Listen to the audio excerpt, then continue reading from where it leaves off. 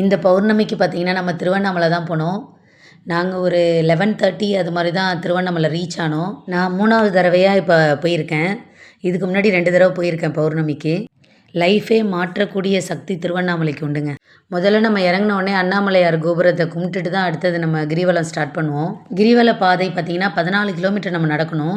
First time கிரிவலம் போகும்போது கொஞ்சம் கஷ்டமாக இருக்கும். நானே ஃபஸ்ட் டைம் போகும்போது சொன்னேன், ஐயோ நெக்ஸ்ட் டைம்லாம் நான் வரவே மாட்டேன் அப்படின்ற மாதிரி சொன்னேன். ஆனால் பார்த்திங்கன்னா ஒவ்வொரு தடவையும் நமக்கு திருவண்ணாமலை போகணும் நடக்கணுன்ற மாதிரியே ஆசையாக இருக்கும். அந்தளவுக்கு பவர்ஃபுல் திருவண்ணாமலை. திருவண்ணாமலையில் வந்து அஷ்டலிங்கத்தை கடந்து தான் நம்ம போகிறோம். மேஷம் ராசி நிருதிலிங்கம். நிருதிலிங்கத்தின் பயன் பார்த்திங்கன்னா குழந்தை வரம் வேண்டி வழிபடுவாங்க. கிரிவலம் அன்னைக்கு எந்த லிங்கத்தையுமே உள்ளே போய் பார்க்கவே முடியாதுங்க, அவ்வளோ கூட்டமாக இருக்கும். வெளியிலே விளக்கு போடுறதுனா போடலாம், சாமி கும்பிட்டுட்டு வந்து. ரிஷபம் ராசி இந்திரலிங்கம். இந்திரலிங்கத்தின் பலன்னு பார்த்திங்கன்னா இந்திரன் வழிபட்ட லிங்கம் இந்திரலிங்கம்.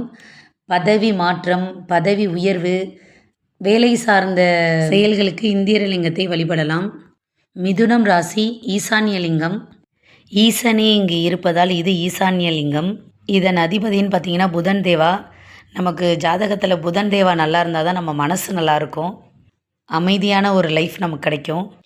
மனம் ஒருநிலை அடைய ஈசான்யலிங்கம். கடகம் வாயுலிங்கம். இதன் அதிபதின்னு பார்த்திங்கன்னா கேது. வாயுலிங்கத்தை பிரார்த்தனை செய்தால் எதிரி தொல்லை நீங்கும்னு சொல்கிறாங்க. முக்கியமாக பெண்களுக்கு நல்ல லைஃப் கிடைக்கும்னு சொல்கிறாங்க. சிம்மம் ராசி அக்னிலிங்கம். அக்னிலிங்கத்தின் சிறப்புன்னு பார்த்திங்கன்னா பயம் இருக்காது, எதிரி தொல்லை இருக்காது. அக்னிலிங்கத்தின் அருள் இருந்தால் நம்மளை யாரும் நெருங்க முடியாது. கன்னி ஈசான்யலிங்கம். துலாம் இந்திரலிங்கம். விருச்சகம் யமலிங்கம். யமலிங்கத்தின் சிறப்புன்னு பார்த்திங்கன்னா பொருளாதார கஷ்டம், சகோதர சகோதரிகளின் உறவு வலுப்படும். தனுசு குபேரலிங்கம். குபேரலிங்கத்தை பற்றி நம்ம சொல்லவே தேவையில்லைங்க. குபேரலிங்கத்தை பற்றி அனைவருக்கும் தெரிஞ்சிருக்கும். இதன் அதிபதின்னு பார்த்திங்கன்னா குரு. சில பேர் பார்த்திங்கன்னா ஷார்ட் டைமில் வளர்ந்துருவாங்க, செல்வ செழிப்பாயிடுவாங்க. அவங்கள பார்த்த உடனே என்ன சொல்லுவோம், அவங்களுக்கு என்னப்பா குரு உச்சத்தில் இருக்குது அப்படின்னு சொல்லுவோம். அது மாதிரி குபேரலிங்கத்தின் சிறப்புன்னு பார்த்திங்கன்னா பொருளாதார உயர்வு, பீஸ்ஃபுல்லான லைஃப். நிறைய பேர் பார்த்திங்கன்னா குபேரலிங்கத்துக்கு விளக்கு போட்டுட்ருப்பாங்க. ஒரு மனுஷனுக்கு முக்கியமே மன அமைதி. மனசு நல்லா இருந்தாலே நம்ம எதையுமே சாதிக்கலாங்க. மகரம் வருணலிங்கம். இதன் அதிபதின்னு பார்த்திங்கன்னா சனி. ஒரு பழமொழியே இருக்குது, சனி போல் கொடுப்போரும் இல்லை, சனி போல் கெடுப்போரும் இல்லைன்னு சொல்லுவோம். சனி பகவான் ரொம்ப நல்லவருங்க.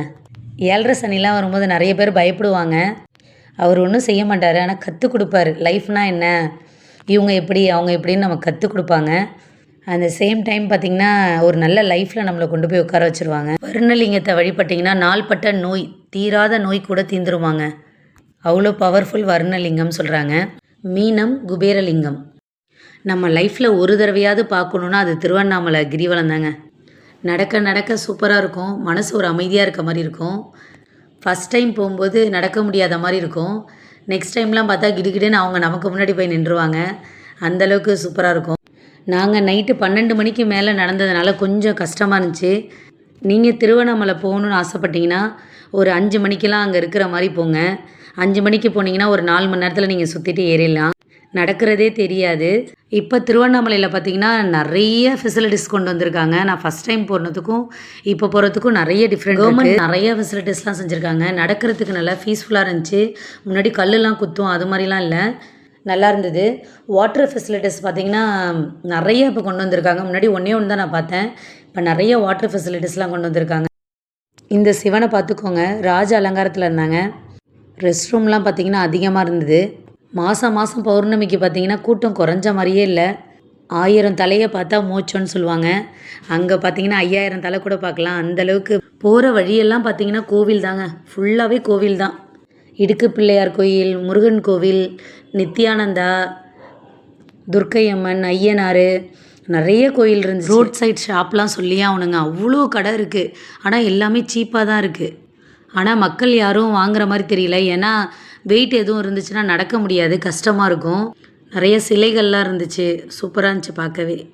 இங்கே பாருங்கள் மக்கள் கூட்டத்தை, எவ்வளோ பேர். நீங்கள் இது வரைக்கும் திருவண்ணாமலை போகலைன்னா ஒரு வாட்டி திருவண்ணாமலை போயிட்டு வாங்க. அந்த புண்ணிய தலத்துக்கு ஒரு வாட்டியாவது நம்ம போயிட்டு வரணும். நாம் நினச்சாலாம் கிரிவலம் போயிட முடியாதுங்க, அவர் நினைக்கணும் நீங்கள் இங்கே வரணும் அப்படின்னு. அவர் நினச்சா மட்டும்தான் நம்ம அங்கே போக முடியும். ஒவ்வொரு லிங்கத்துலேயும் நம்ம உள்ளே போய் சாமி கும்பிட முடியாது. விளக்கு, எண்ணெய், தீபம்லாம் எடுத்துகிட்டு போனீங்கன்னா வெளியிலேருந்து விளக்கேற்றிட்டு வரலாம். ஒவ்வொரு லிங்கத்துக்குமே நீங்கள் ஏற்றலாம். பௌர்ணமி கிரிவலம்னாலே சிறப்பு. நீங்கள் இந்த மாதம் போகிறீங்கன்னா இந்த மாதம் ஏதாவது ஒரு வேண்டுதல் வச்சுக்கோங்க. அந்த வேண்டுதல் அடுத்த பௌர்ணமிக்குள்ளே நடந்துடும். நீங்களே மாதம் மாதம் வர ஆரம்பிச்சிருவீங்க. அண்ணாமலையார் வர வச்சுருவாரு. இந்த மஞ்சள்லாம் பார்த்தீங்கன்னா நல்லா பெருசாக இருந்துச்சு. ஒரு மஞ்சள் ரூ. 20ன்னு சொன்னாங்க. சுற்றி மூலிகை தாங்க. கால் வலி வந்தவங்களுக்கெல்லாம் தைலம் ஃப்ரீயாகவே கொடுத்தாங்க. அங்கங்கே பஜனை பாடிக்கிட்டு ஓம் நமச்சிவாயா ஓம் நமச்சிவாயன்னு சொல்லிக்கிட்டே போனாங்க. நம்மளும் அவங்க கூடவே நடந்துட்டோம். இவங்க கூட போனால் கிடுகிடுன்னு நடந்துடலாம்.